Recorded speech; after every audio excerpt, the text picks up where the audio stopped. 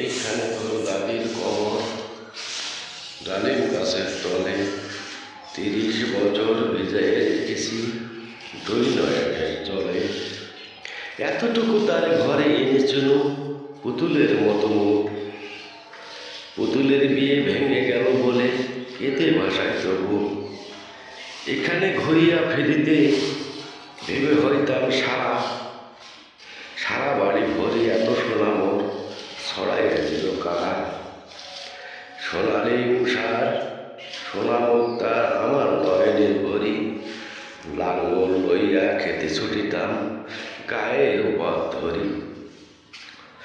যতবার কালে ফিরি ফিরি তারে দেখি লইতাম কত, এ কথা লইয়া ভাবি সামরে তামাশা করিত কত।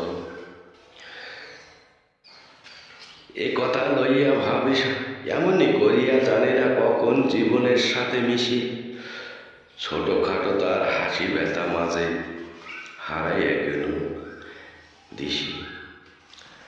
বাপের বাড়িতে যাইবার কালে কহিত ভরিয়া পা, আমারে দেখিতে যাইও কিন্তু উজানতলির গা।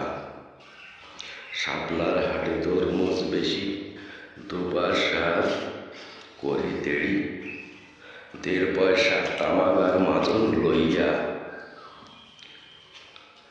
ঘাটে সন্ধ্যাবেলায় ছুটি যাইতাম শ্বশুর বাড়ির ঘাটে।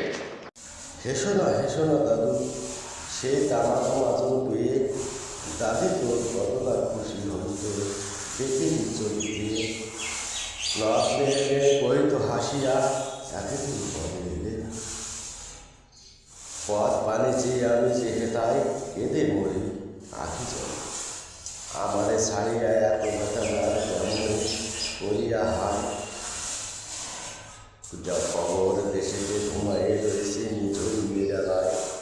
হাত জোর করে দেওয়া মানে দাদু আয় খোদা দয়া হয়, আমার দাদির জড়াতে যেন বেহেস্ত নসিব হয়।